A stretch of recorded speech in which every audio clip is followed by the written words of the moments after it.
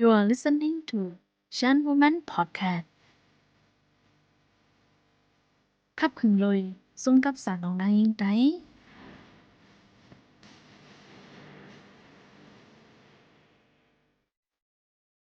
အားလုံးပဲမင်္ဂလာပါကျမတို့ရဲ့ Shan Woman Podcast ကနေပြန်လည်ကြိုဆိုပါရစေဒီနေ့မှာတော့ကျမအတွက်စိတ်ခွန်အားဖြစ်စေတဲ့တခြင်းတစ်ပုဒ်ကို sharing လုပ်ပေးမှာပဲဖြစ်ပါတယ်တခြင်းကိုမတွားခင်မှာပေါ့နော်ဒီနားထောင်နေတဲ့လူတွေထဲမှာစိတ်ပင်ပန်းမှုတွေခံစားနေရသလားဘလောက်ပဲစူးစမ်းဘာမှပြောင်းလဲမလာဘူးလို့ရောခံစားနေရသလားပေါ့နော်ပြီးတော့ဘာလို့မပျော်တော့ဘူးဆိုရဲခံစားချက်တွေရှိနေရဆိုရင်လည်းကျမတို့လာပြီးတော့ဖလှယ်လို့ရပါတယ်ရင်ဖွင့်လို့ရပါတယ်ပေါ့နော်ကျမအနေနဲ့လည်းအဲ့ဒီခံစားချက်တွေကိုခံစားဖူးတယ်ခံစားခဲ့ရတဲ့အချိန်တွေရှိရပေါ့နော်အဲ့လိုအချိန်မျိုးမှာဆိုကျမစိတ်ပြေလက်ပြောက်တချင်နားထောင်ဖြစ်တယ်တချင်နားထောင်နေတဲ့အချိန်မှာကျမခွန်အားဖြစ်စေတဲ့တချင်တစ်ပုဒ်ကိုကျမတွေ့ရပေါ့နော်အဲ့တချင်လေးကတော့ Imagine Dragon ရဲ့ Believer ပဲဖြစ်ပါတယ်ဒီတချင်ကတော့လူတိုင်းနဲ့တော့စိတ်မနေပါဘူးပေါ့နော်လူတိုင်းလည်းကြားဖို့မှာပါကျမဒီတခြင်းကိုနားထောင်နေနေလေကျမကိုသူအပိစကားတစ်ခုပြောနေတယ်လို့ခံစားရတယ်ပေါ့နော်အဲကြောင့်ကျမဒီတခြင်းကိုရွေးချယ်လာရခြင်းဖြစ်ပါတယ်ဒီတခြင်းကိုကျမဆက်စကြားခြင်းမှာတော့လေဒီလုံးကလေရမ်းမျိုးရောလေလူကိုတက်ကြွစေရပေါ့နော်အဲကြောင့်ကျမဒီခြင်းကိုနားထောင်နေမှာပဲသူ့ရဲ့စာသားလေးရဲ့အသိပယ်လေးကိုကျမရလာပေါ့နော်သိလာပေါ့တချင်းရဲ့ပထမအပိုင်မှာသူကပထမအောင်ဆုံးသူ့ရဲ့အနေနဲ့သူ့ခေါင်းထဲမှာရှိတဲ့အရာတွေကိုအကုန်ထုတ်ပြောတော့မယ်သူဟာတခြားသူရဲ့ပုံသွင်းမှုတွေအပေါ်ညှင်းငွေနေပြီးဒါကြောင့်သူ့ဘဝကိုသူကိုယ်တိုင်စိတ်ကြိုက်ပုံဖော်ရမယ်ဆိုရက်အတိတ်ပဲနဲ့သူပြောပြထားတယ်ပေါ့နော်တခါလေကိုဘာဖြစ်ချင်လဲဆိုတာထက်သူများတွေဘာဖြစ်စေချင်တယ်လဲဆိုတာကိုပို့ပြီးဦးစားပေးတတ်ကြတယ်ကိုယ့်ရဲ့မိသားစုရဲ့ expectation ပတ်ဝန်းကျင်ရဲ့သတ်မှတ်ချက် society ရဲ့ပုံစံခွက်တွေကြားမှာကိုယ့်ရဲ့အတန်ကိုတော့မကြားနိုင်တော့တဲ့အချိန်တွေရှိရပေါ့နော်ဒါပေမဲ့တစ်ချိန်မှာကိုကအဲ့ဒါကိုပြန်လဲရှာဖွေတွေ့ရှိရမယ်ပေါ့နော်ငါအရင်လိုပုံစံခွက်ထဲမှာမနေတော့ဘူးဆိုတော့နှိုးထမှုမျိုးပို့လို့တာပါဒုတိယတစ်ပိုင်းအနေနဲ့သူဘာပြောထားလဲဆိုတော့သူ့ကိုဘာဖြစ်တဲ့နဲ့ဘာလုပ်တဲ့နဲ့ဆိုတာလာပြီးမတတ်မှတ်ပါနဲ့သူကငယ်ကလေးကထိကျက်မှုတွေဝေဖန်မှုတွေကြားမှာကြီးပြင်းလာခဲ့ရတယ်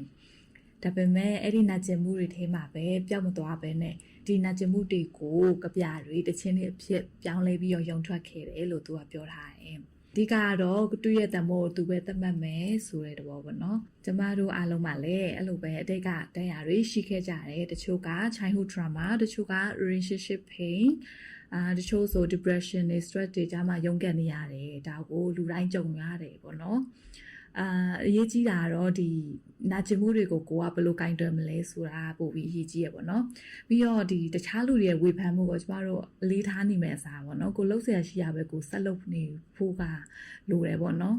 ပြီးတော့ကိုရီထင်နေရဲ့ပေါ့နော်လူတွေအမြင်မှာသူကအရန်တတ်မှာပါတယ်ဆိုတဲ့လူတွေမှာလည်းဒီနာကျင်မှုတွေစိတ်ဖိမှုတွေမရှိရမဟုတ်ပါဘူးပေါ့နော်သူတို့ကဒီနာကျင်မှုတွေကြားထဲမှာမှသူတို့ပြန်ပြီးတော့ထူထောင်လာတယ်ပေါ့နော်ပြန်ပြီးတော့ထိဆောက်လာတဲ့လူတွေပဲဖြစ်တယ်ပေါ့နော်အဲကြောင့်ကိုမှဒီခံစားချက်တွေရှိနေရဆိုရင်တော့ဒါကကိုကပြောညံ့နေတဲ့လူမဟုတ်ပေါ့နော်ကိုဒီအရာဘယ်လိုကြော်ဖြတ်သွားမလဲဆိုတဲ့ပုံမျိုးသိပါတယ်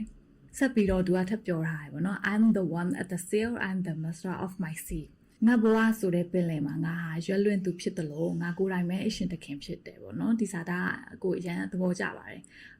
ဘာလို့လဲဆိုတော့ကိုယ့်ရဲ့ဘဝကိုကိုယ်တိုင်ပဲဆုံးဖြတ်မယ်ပေါ့နော်တချို့လူတွေရှိရကွာသူများရဲ့ဘဝဝင်ပြီးတော့လမ်းညွှန်ခြင်းနဲ့ထိန်းချုပ်ခြင်းနဲ့ဒီဟာမလုံးနဲ့ဒီလိုလုံးမှမှန်မယ်ဆိုရဲဘောင်ခတ်မှုတွေဒီတတ်မှတ်မှုတွေရှိကြတယ်ပေါ့နော်ဘဝဆိုတာပင်လယ်လိုပဲပေါ့နော်တခါလေးငြိမ်မယ်တခါတလေမုန်တိုင်းတွေရှိမယ်ပေါ့နော်အဲ့လိုဘလိုပဲ line တွေကြီးနေပါစေကိုယ့်ရဲ့လေကိုကိုယ်တိုင်ထိန်းချုပ်ပြီးတော့ကိုလိုရာခီးကိုတော့ဆက်သွားနေရမယ်ပေါ့နော်ဒီတခြားလူတွေအနေနဲ့ direction ပေးနိုင်ပေမဲ့ဆုံးဖြတ်ချက်နဲ့တာဝန်ယူမှုကတော့ကိုယ့်ပုံမှာပဲမှုတည်ရယ်ဒီ chorus ပိုင်းမှာဆိုရင် Hey you make me a believer ဒီဟာကတော့ဒီတခြင်းရဲ့အသက်ပဲဖြစ်တယ်ပေါ့နော်နာကျင်မှုဟာသူ့ကိုယုံကြည်သူတယောက်ဖြစ်စေတယ်ဆိုတဲ့ဟာလေးကိုသူဖော်ပြထားတယ်ပေါ့နော်လူတော်များများဒီအခက်အခဲကြုံတဲ့အခါမှာဘာလို့ငါကျမဖြစ်ရလာလဲဆိုတဲ့မိခွန်းနေမေးတတ်ကြရပေါ့နော်ကျမကိုယ်တိုင်လည်းဒီချိန်တွေကိုကြော်ဖြတ်လာခဲ့ဘူးတယ်ဒီလိုမျိုးဖြစ်ခဲ့ဘူးရပေါ့နော်ဒါပေမဲ့ဒီချင်းမှာတော့သူကဒီနာကျင်မှုတွေရှုံးနိမ့်မှုတွေဒီသူ့ရဲ့စိတ်ဖိစီးမှုတွေအားလုံးကိုသူ့ကိုဖြက်စီးဖို့လာတာမဟုတ်ဘဲနဲ့သူ့ကိုပို့ပြီးတတ်မှလာစေရဲ့လူဖြစ်စီတယ်လို့သူကရည်ညွှန်းပြီးပြောပြထားတာပေါ့နော်နောက်ဆုံးပိုင်းအနေနဲ့သူပြောပြထားတာကတော့မိတော့တွေလို့အခက်ခဲတွေကသူ့ကိုလောင်ကျွမ်းစေတာမဟုတ်ပဲ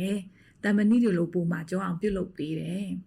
နာကျင်မှုတွေကလည်းသူ့ကိုရှင်သန်ဖို့တော့အားပေးတဲ့အရေးကြီးတဲ့အစိတ်ပိုင်းတစ်ခုဖြစ်တယ်ပေါ့နော်ပြီးတော့အဲ့ဒီချင်းစာသားထဲမှာသူ let it rain လို့អော်လိုက်တဲ့အချိန်မှာပေါ့နော်ဒီ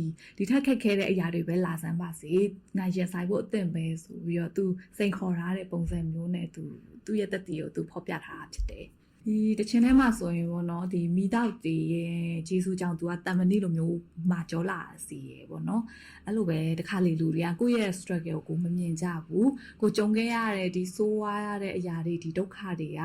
ကိုယ့်ကိုဒီနေ့ဒီအချိန်ထိဖြစ်လာစေတဲ့သွန်အားဆိုတာကိုလူတွေကမိနေတတ်ကြရပေါ့နော်အဲကြောင့်ကိုဒီအခက်အခဲအသားစီးရဲ့ကြုံလာတဲ့အချိန်မှာကြောက်နေဖို့မလိုပါဘူးအဲ့ဒီအရာကိုလက်မှတ်အနေနဲ့သုံးချတတ်ဖို့ပဲလိုပါတယ်ဒီတချင်းတစ်ပုတ်လုံးကိုခြုံငုံကြည့်ရရင် believer ဆိုတဲ့ဒီခါတီးရဲ့အမှန်တရားတွေနာကျင်မှုတွေကိုကြော်ဖြတ်ပြီးမှကိုပြန်လဲယုံကြည်လာတဲ့သူလို့ဆိုလိုတာပါအတိတ်မှာကြုံခဲ့ရတဲ့လူမှုပတ်ဝန်းကျင်ရဲ့ဖိနှိပ်မှုတွေဝေဖန်မှုတွေနာကျင်မှုတွေကို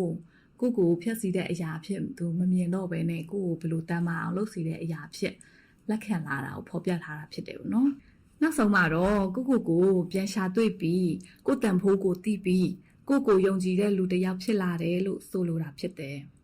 ဘဝမှာကျမတို့အားလုံးတရားတွေရှိကြပါတယ်အဲ့ဒီတရားတွေကိုအားနေချက်လို့မမြင်ဘဲနဲ့သင်ခန်းစာလို့မြင်တတ်ဖို့ဒီတခြင်းကခွန်အားပေးနေတာပဲဖြစ်တယ်နောက်ထောင်သူတို့လည်းကိုယ့်ရဲ့အတွေ့အကြုံနဲ့ကိုဘလို့ကြော်ဖြတ်လာနိုင်တယ်ကိုဘလို့နီလန်းတွေနဲ့ဖြတ်ကျော်လာခဲ့တယ်ဆိုတာကို sharing လုပ်ပေးလို့ရပါတယ်အားလုံးလည်းဒီအခက်အခဲတွေကိုကြော်ဖြတ်ပြီးကိုယုံကြည်တဲ့ believer တစ်ယောက်ဖြစ်နိုင်ကြပါစေကျမအနေနဲ့တခြင်းကရရှိခဲ့တဲ့အရာတွေကိုမျှဝေပေးခြင်းပဲဖြစ်ပါတယ်အကယ်လို့များအမားကြီးပါခဲ့လို့ရှိရင်လည်းနားလည်ပေးကြပါလို့ပြောရှင်းပါတယ်နောက်ထောင်သူတွေအနေနဲ့လည်းအကျိုးရှိမယ်လို့မျှော်လင့်ပါတယ်နောက်ထပ်လည်းဘလို့အကြောင်းအရာမျိုးတွေကိုနားထောင်ချင်လဲဆိုတာကို comment မှာရေးထားပေးလို့ရပါတယ်ကျမတို့ဒီနေ့ရဲ့ Share Woman Podcast Season ကိုဒီမှာပဲအဆုံးသတ်ပြီးနောက်ရက်မှာပြန်လည်တွေ့ကြပါမယ်အားလုံးပဲမင်္ဂလာပါ